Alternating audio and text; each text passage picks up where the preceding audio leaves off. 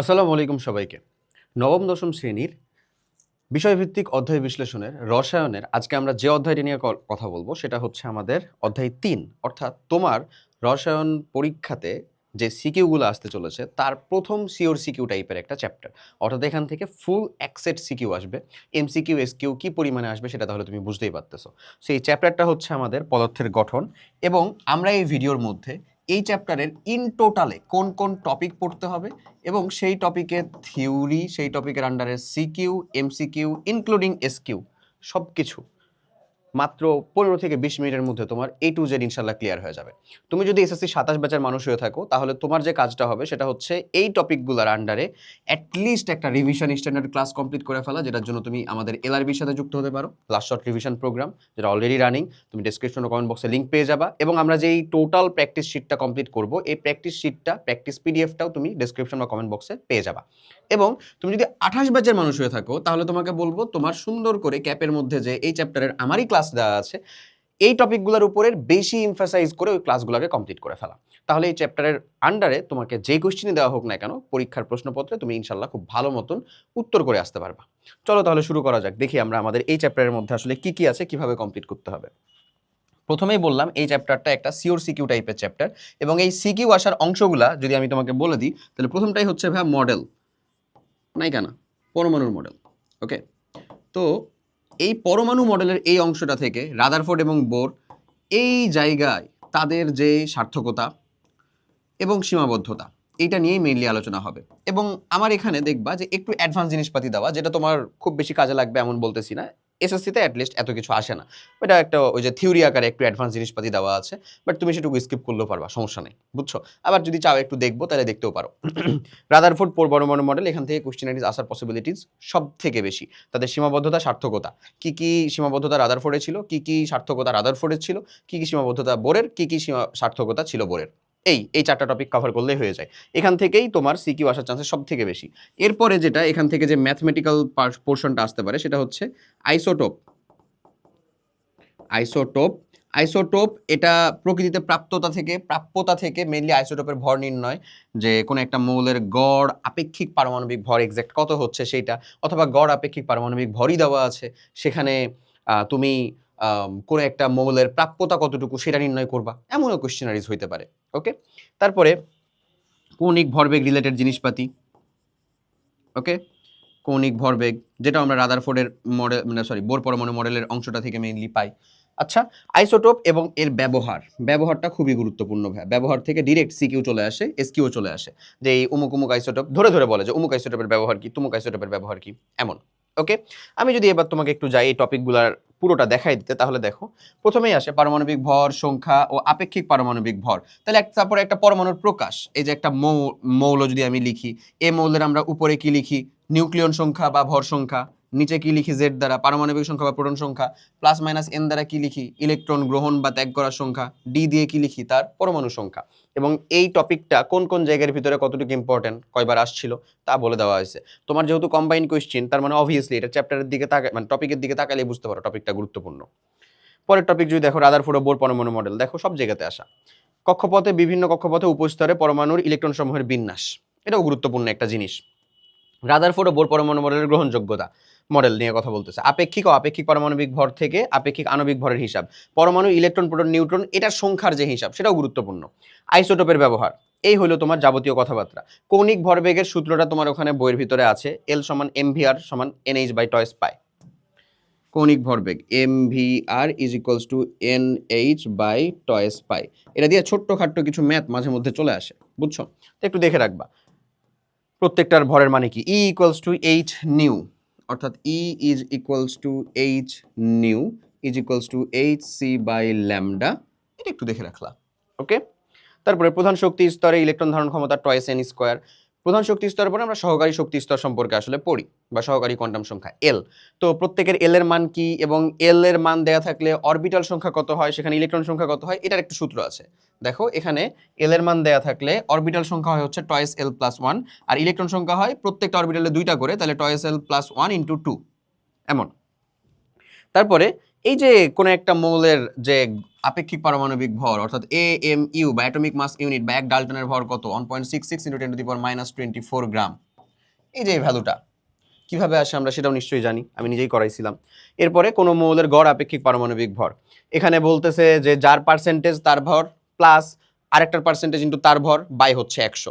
এটা আসলে এরকম ভাবে লেখার থেকে এমন ভাবে লেখাটা বেটার, যে হচ্ছে গড় আপেক্ষিক পারমাণবিক ভর is equals two summation of percentage into তার ভর।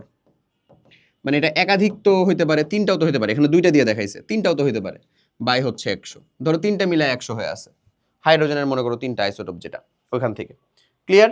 তারপরে নিচে আসো, এই যে ইলেকট্রন বিন্যাসের ক্ষেত্রে তার যে শক্তি স্তর, এই যে শোনো শোনো প্রিয়া শোনো প্রিয়া শোনো দিয়ে আমরা যে মনে রাখতাম, হ্যাঁ, যে S S PS PS DPS DPS FDPS FDPS, এই সিরিয়ালে মেনলি ইলেকট্রনগুলো প্রবেশ করবে। এবং এদেরকে ব্যতিক্রম করে কারা কারা, তাদেরকে আমাদের একটু শিখতে হবে। তারা কে কে ছিল? ক্রোমিয়াম ছিল, কপার ছিল, অ্যারাম ছিল, সিলভার ছিল, ল্যান্থানাম ছিল, মনে আছে তো, তাই না? মার্কারি ছিল। ডান, থিওরি পার্টটুকু ডান, ওই পার্টটুকুর আন্ডারের ক্লাসগুলো যদি করে এটা প্র্যাকটিস করতে পারো সব থেকে বেস্ট রেজাল্ট পাবা। যদি মনে হয় যে না অতটুকু সময় নাই, তখন তুমি জাস্ট ডিরেক্ট এই বরাবর যা কিছু প্র্যাকটিস শিটে দেওয়া আছে তা প্র্যাকটিস করে যাবা। প্রথমেই দেখো এখানে ডিরেক্ট ওই যে পারমাণবিক সংখ্যা, ভর সংখ্যা, আপেক্ষিক পারমাণবিক ভর সংখ্যা, এগুলার হিসাব নিকাশ রিলেটেড কোয়েশ্চেনগুলো দেওয়া। অর্থাৎ O2 মাইনাস এর প্রোটন সংখ্যা কত, মাইনাসের সাথে তোমার প্রোটন সংখ্যার কোনো সম্পর্ক নাই। প্রোটন তো ফিক্সড, অক্সিজেনের কয়টা? 8টা। প্রোটন তো আদান প্রদান হইতে পারে না, তার মানে উত্তর হবে 8। দেখো উত্তর দেওয়া, তো তোমাকে এখানে ডিরেক্ট উত্তর দেওয়া নাই, এখানে উত্তরটা সাইডে লিখে দেওয়া আছে। তুমি এখান থেকে নিজে প্র্যাকটিস করবা, সাইড উত্তরটা ঢেকে ঢেকে নিজে নিজে যখন প্র্যাকটিস করতেছো, অলরেডি তুমি থিওরিটা পড়ছো, দাগানো বই পড়ছো, অথবা ক্লাসটা কমপ্লিট করছো, তারপরে আসবা নিজে পড়তেছো, এটা একটা একটা ওই যে আমি এক্স দিয়ে যে বুঝাইলাম, ওই একটা করার পরে এগুলা সবগুলা উত্তর কমপ্লিট করা যায়, সবগুলা ভর হিসাব করা যায়। তারপরে দেখো যেমনি একটা সিকিউতে আসবা, এটা রাদারফোর্ড, এটা রাদারফোর্ড মডেল বুঝাচ্ছে, এটা বোর পরমাণু মডেল বুঝাচ্ছে। এটা সিলের বোর্ড 24 আসা কোয়েশ্চেন। পারমাণবিক সংখ্যা কাকে বলে, সোডিয়ামের ভর সংখ্যা 23 বলতে কি বুঝায়, এগুলো উত্তর করলা। এখানে ক খ রিলেটেডই দিচ্ছে, কারণ এখানে ওই টপিকটা এরকম, বাট এটারই গ ঘ যেটা ওটা নিচের কিন্তু টপিকের আন্ডারে তোমাকে দিয়ে দিবা। আবার সেম টু সেম এখানেও দেখো তো ভাই, এটা কি বুঝাচ্ছে, বোর পরমাণু মডেল বুঝাচ্ছে, এটা কি বুঝাচ্ছে, রাদারফোর্ড পরমাণু মডেল বুঝাচ্ছে, এটা সৌর মডেল বুঝাচ্ছে। সেম টু সেম এখানে আসলা, কোশ্চেনের উত্তর করলা। তারপরে এখানে যেমন এটা পর্যায় সারণীর সাথে একটা কম্বাইন কোশ্চেন, কেন? কারণ মৌলগুলো আইডেন্টিফাই করে দেওয়া নাই তোমাকে, মৌলগুলো তোমাকে প্রথমে আইডেন্টিফাই করতে হবে। 17 পারমাণবিক সংখ্যা মানে কে? ক্লোরিন। 19 পারমাণবিক সংখ্যা মানে কে? 19 পারমাণবিক সংখ্যা মানে কে? পটাশিয়াম। 21 পারমাণবিক সংখ্যা মানে কে? স্ক্যান্ডিয়াম। কি বললাম, স্ক্যান্ডিয়াম হবে কেন? না ঠিক আছে, স্ক্যান্ডিয়াম ঠিকই তো আছে। 21 পারমাণবিক সংখ্যা মানে কি? স্ক্যান্ডিয়াম। ওকে, উদ্দীপকের প্রথম মৌলের আপেক্ষিক পারমাণবিক ভর 35.5, এর 50টি পরমাণুর ভর কত? এর একটা পরমাণুর ভর কত সেটা আগে বের করতে হবে। আপেক্ষিক পারমাণবিক ভরকে যদি mu দ্বারা গুণ দাও তাহলে একটা পরমাণুর ভর চলে আসে। অথবা তুমি বলতে পারো যে আমাদের যে অ্যাভোগাড্রো সংখ্যা 6.02 × 10⁻23, অতটি পরমাণুর ভর হচ্ছে এত, তাহলে একটার কত আর 50টার কত তাও হয়ে যাবে।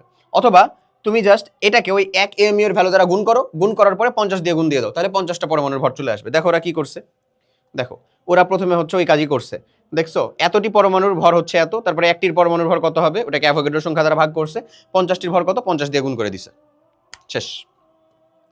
তারপরে দেখো আবার দৃশ্যকল্প 1 আর 2 এরকম। এই যে এখানে হাইড্রোজেন 1 2 3 এই তিনটার আইসোটোপ, এদের মধ্যে প্রথম আইসোটোপটির শতকরা প্রাপ্তি হচ্ছে 99.98, মৌলের গড় আপেক্ষিক পারমাণবিক ভর হচ্ছে 1.00025। বাকি দুইটার প্রাপ্যতা দেয়ই নাই, তোমাকে প্রাপ্যতা বের করতে বলবে নিশ্চয়ই, নির্ঘাত। এখানে খ আর গ এর ভিতরে বলে নাই, বাট আমি এখানে বলে দিলাম, এটা তুমি নিচে আইসোটোপের ওখানে আলোচনা করলে সেম কোশ্চেন পাবা, যেখানে তোমাকে বলছে হাইড্রোজেন 2 এটা কত পার্সেন্ট পাওয়া যায় সেটা বের করো, আর হাইড্রোজেন 3 এটা কত পার্সেন্ট পাওয়া যায় সেটা বের করো। এটা কিন্তু বের করা পসিবল, একটা বলে দিছে না, টোটাল তিনটা মিলা কত হয় 100 হবে না? তাহলে এই যে 2 নাম্বার এটাকে ধরে নাও তুমি যে এটা x% পাওয়া যায়, ধরে নাও, তাহলে এটা বলে দিছে কত পার্সেন্ট পাই আমরা, 99.98, এটা x, তাহলে এটা কত 100 থেকে যদি এটা বাদ দিই তাহলে হয়ে যায় না? তাহলে H3 পাওয়ার পার্সেন্টেজটা কত, 100 মাইনাস 99.98 মাইনাস কত x, তাহলে তো ওইটা পাওয়ার পার্সেন্টেজ পেয়ে গেলাম। তাহলে এখন আমি যদি এই সমীকরণটাতে বসাই দেই তাহলে একমাত্র আমার আননোন ভ্যালু থাকবে কি, x। কোন সমীকরণে বসাবো, এই যে গড় পারমাণবিক ভর 1.00025 ইজ ইকুয়ালস টু, এই যে এটার ভর হচ্ছে 1 ইন্টু কত পার্সেন্ট পাওয়া যায় থাকে 99.98, তারপরে প্লাস দিয়ে বললা যে 2 যেটা সেটাকে পাওয়া যায় হচ্ছে x পরিমাণ, এটা তো ধরে নিছিলা। তারপরে 3 যেটা প্লাস দাও, 3 যেটা সেটাকে পাওয়া যায় কত ভাইয়া, এটা 0.02 থাকে, 0.02 মাইনাস x 0.02, সরি এটাকে এখানে এমনি লিখো, এই যে দেখো 100 থেকে এটা বাদ দিলে কত হবে 0.02 মাইনাস এক্স, হ্যাঁ, ইন্টু কত, তার ভরটা কত ছিল 3, বাস, ভাগ হচ্ছে ভাই 100। এবার এখান থেকে ক্যালকুলেশন করলে একমাত্র আননোন ভ্যালু এক্স বের হয়ে চলে আসবে না। এক্স কার প্রাপ্যতা? এক্স হচ্ছে এই যে 2 পারমাণবিক ভর সংখ্যা বিশিষ্ট যে সে। আর যদি 3-এরটা বের করতে চাও তখন সেটা কি করবা, ওই যে 0.02 মাইনাস এক্স ভ্যালু করলেই সেটাও চলে আসবে। ডান। এরকম ভাবে করে সেম দেখো পরমাণু মডেল নিয়ে কতবার করে কোশ্চেন আসছে। এটা হচ্ছে বোর পরমাণু মডেল, এটা রাদারফোর্ড পরমাণু মডেল, তাদের ভিতরে তুলনা করতে দিবে গগ হতে, এখানে দেয় নাই। আসো কোশ্চেনে আসো। এরপরে টপিক 2 রাদারফোর্ড ও বোর পরমাণু মডেল। এই যে এটার এমসিকিউ গুলা করলা, এমসিকিউ নিয়ে আমি বলবো না, অলরেডি বলছি। সিকিউ এর ভিতরে ঢুকে দেখো একেবারে ভরে ভরে এই কোশ্চেন থাকবে গগ এর ভিতরে, যে তুলনা করো, তার সার্থকতা, তার যে সীমাবদ্ধতা সেগুলো আলোচনা করে দেখাও, সেম টু সেম প্রত্যেকটাতে। যে কোশ্চেনগুলো দেখে আসছো না উপরে, প্রত্যেকটা কোশ্চেন রিপিটেড হবে এখানে, যে এখন রাদারফোর্ড আর বোর পরমাণু মডেলের ভিতরে কোনটা অধিক উপযোগী, তাদের ভিতরে তুলনা করো, কে বেশি সার্থক। রাদারফোর্ড পরমাণু মডেলগুলো তুমি হচ্ছে যে সীমাবদ্ধতা লিখো, বোর পরমাণু মডেলগুলো সীমাবদ্ধতা লিখো, এরকম করে। ওকে, এই যে এখানে যেমন একটা গুরুত্বপূর্ণ কোয়েশ্চেন আসছে, উদ্দীপকের মৌলটির যোজ্যতা ইলেকট্রনের কৌণিক ভরবেগ নির্ণয় করো। কৌণিক ভরবেগ নির্ণয় করতে গেলে আমার কি লাগতো, এমভিআর সমান NH/টয়েস পাই। কৌণিক ভরবেগ মানেই হচ্ছে এমভিআর, এই মানটাই নির্ণয় করতে হবে। তাহলে এমভিআর ইজ ইকুয়ালস টু কি ছিল, NH/টয়েস পাই। এইচ এর মানও আমরা জানি 6.626 × 10⁻³ জুল সেকেন্ড। টয়েস পাই এর ভ্যালু আমরা জানি। এন এর মানটা কত হবে সেটা বের করতে হবে। এখানে বলে দিয়েছিল না যোজ্যতা ইলেকট্রন মানে সর্ববহিষ্ঠ শক্তি স্তরের যে ইলেকট্রন। পটাশিয়াম বা হচ্ছে যেটা আমাদের মৌলের ইলেকট্রন বিন্যাস, সেটা সর্ববহিষ্ঠ শক্তি স্তরের ইলেকট্রন আসলে কোন স্তরটা সর্ববহিষ্ঠ, 4 নাম্বার শক্তি স্তর। তাহলে এন এর মানটা কি হবে, 4 হবে। দেখো এন এর মানটা 4 ধরে ক্যালকুলেশন করে দিছে। ডান। ওকে, সো এই সিকিউ প্র্যাকটিস করবা। তারপরে টপিক 3 আসবে কক্ষপথ ও কক্ষপথের বিভিন্ন উপশক্তি স্তরে ইলেকট্রন সমূহের বিন্যাস, মানে ইলেকট্রন বিন্যাস থেকে যেটা করলা প্র্যাকটিস। এই যে এমসিকিউ সব আসতেছে, একটা ধীরে ধীরে ধীরে ধীরে আগাবা। তারপরে এখানকারই আবার যখন হচ্ছে সিকিউ আসবে তখন দেখবা যে এল এর মান নিয়ে ক্যালকুলেশন করে তোমাকে নিয়ে আসবে কোনটাতে আগে ইলেকট্রন প্রবেশ করবে, কোনটাতে পরে ইলেকট্রন প্রবেশ করবে। আমরা জানতাম না যে n+l এর মান, এটার উপর বেস করেই তো আমাদের আউবায় সাহেব SS PS PS DPS DPS এটার মানটা সাজাইছেন, তাই না? আবার n+l এর মান যেখানে কম সেখানে আগে প্রবেশ করবে, সেটা কম শক্তি স্তর শক্তি সম্পূর্ণ। আবার n+l এর মানের ক্ষেত্রে যদি আমরা দেখি যে সমান হয়ে গেছে, তাহলে n এর মান যার কম সেটা কম শক্তি সম্পূর্ণ, সেখানে আগে প্রবেশ করবে। ওকে, চলে আসো নিচে। সেম একটা ছবি দেওয়া আছে, প্রকৃত অর্থ কোনো মৌল নয়, এটা একটা মৌলের ছবি। ইলেকট্রন বিন্যাস 2n² সূত্র দ্বারা ব্যাখ্যা করা যায় না, বিশ্লেষণ করো। হ্যাঁ, ওই যে 2n² সূত্র দ্বারা ব্যাখ্যা করা যায় না কেন, কারণ যখনই 18-র বেশি ইলেকট্রন আসবে তখনই দেখবা 3d তে ইলেকট্রন প্রবেশ না করে 4s ইলেকট্রন প্রবেশ করছে। কেন? কারণ n+l এর মান অনুযায়ী 4s এটার শক্তি হয় হচ্ছে কম, তাই 3d তে প্রবেশ করার থেকে 4s এর আগে ইলেকট্রন প্রবেশ করে। এটার কথাই বলবে এখানে। ডান, প্র্যাকটিস করলা। ওকে, সিকিউ আসতেছে। এই ফুল পিডিএফ তো তুমি পাবা, আমি তোমাকে চৌম্বক অংশগুলো দেখাচ্ছি যে কিভাবে তোমাকে এখান থেকে প্র্যাকটিস করতে হবে। যেমন এখানে একটা কোশ্চেন দিছিল যে আমাদের কপারের যে ইলেকট্রন বিন্যাস সেটা আউবায় নীতিটাকে ফলো করে না কেন? করে না কারণ কপার তার সর্ববহিষ্ঠ শক্তি স্তরে ডি অরবিটালটাকে পূর্ণ রাখার জন্য বেশি স্টেবিলাইজ থাকতে পারে, বেশি স্থিতিশীল থাকতে পারে। তো পূর্ণ রাখার জন্য 4s থেকে একটা ইলেকট্রন টেনে নেয়, 4s থেকে একটা ইলেকট্রন টেনে 3d 10 করে আর 4s 1 করে। বাট আউবায় নীতি অনুযায়ী 4s 2 এবং 3d 9 হওয়া উচিত, এজন্য ইলেকট্রনের বিন্যাসের সাথে ক্ল্যাশ করে, এই কথা। আবার দেখো এটা 19 নাম্বার যে কোশ্চেন, এটা ওই আমাদের পরবর্তী চ্যাপ্টার, অর্থাৎ যেটা 4 নাম্বার চ্যাপ্টার, এটার সাথে কম্বাইন্ড একটা কোশ্চেন। এখানে খ বা গ এর একটা কোশ্চেন দিবে মাত্র। ওকে, সেম এই যে কম্বাইন্ড কোশ্চেন কেন বলতেছি, কারণ যেখানে মৌলগুলা তোমাকে স্পেসিফিক ভাবে আইডেন্টিফাই করে দেওয়া নাই, এটা তোমাকে আইডেন্টিফাই করতে হলে অবশ্যই পর্যায় সারণী অধ্যায়টা পড়তে হবে। পর্যায় সারণীতে আমরা যেরকম ভাবে S ব্লক P ব্লক মৌলগুলাকে ধরে ধরে মুখস্থ করাইছি, যে এগুলো অবশ্যই পড়বা, কমপ্লিট করবা। ওই রকম ভাবে যদি পড়ে রাখো ওই মৌলগুলা তুমি ইজিলি আইডেন্টিফাই করতে পারবা। এছাড়াও 1 থেকে 30 পর্যন্ত তো আমরা মৌল পারমাণবিক সংখ্যা দিয়ে আইডেন্টিফাই করতে পারি। ওকে, আবার রাদারফোর্ড মডেল, বোর পরমাণু মডেল। চিত্র 1 ও 2 এর পরমাণু মডেলটি কোনটি অধিক গ্রহণযোগ্য? অবশ্যই বোর পরমাণু মডেল। এটার কারণগুলো ব্যাখ্যা করবা, রাদারফোর্ডের সীমাবদ্ধতা কি ছিল যেটা বোরে এসে ঠিক করছেন। ওকে, কোনটি অধিক উপযোগী? দেখছো এই কোশ্চেন কতবার যে আসছে রে ভাই, আর এই কোশ্চেনের উত্তর যদি তুমি আসার পরে না করতে পারো, মানে বাসায় ঢুকে তোমার মারা দরকার। আবার সেম টু সেম দেখছো, এই যে এখানে যেমন বলছে গ নাম্বার কোশ্চেনে বলছে প্রোটন ও নিউট্রনের প্রকৃত ভর ব্যবহার করে কিউ মৌলের একটি অণুর ভর নির্ণয় করব। কিউ মৌল যেটা ছিল, প্রোটনের ভর সংখ্যা হচ্ছে 19, নিউট্রনের ভর সংখ্যা হচ্ছে নিউট্রন সংখ্যা হচ্ছে তার কত 10, এবং তার তাহলে নিউক্লিয়াসের ভরটা কত 19, কারণ প্রোটন সংখ্যা এবং নিউট্রন সংখ্যা এটা যোগ করেই তো হয়। তাহলে সে আসলে কে? ফ্লোরিন। ওই ফ্লোরিনের যদি আমরা আসলে এখন কি বের করতে চাই, এ দেখো এখানে বলেই দিছে এতটি অণুর ভর কত 19 গ্রাম, একটি অণুর ভর কত হবে 19 বাই এত, এত ভর, একটি অণুর ভর হচ্ছে এত, ডান, এটাই কোশ্চেনে বলে দিছে। ওকে, নিচে আসো নিচে আসো, এই কোশ্চেনের উত্তরগুলো করলা, ক্যালকুলেশনগুলো করলা, যেটা দিয়ে বলছি এটা। এখানে যেটা চলে গেছে এটা নিয়ে আবার চিন্তা করো না যে এখানে ফন্টে ইস্যু হয়েছে, এই ফন্টের ইস্যুটার সলভ আমি অলরেডি করে দিছি তোমাকে উপরে লিখে, আমি নিজেই ওই জায়গাটা দেখলেই তুমি উত্তর করতে পারবা।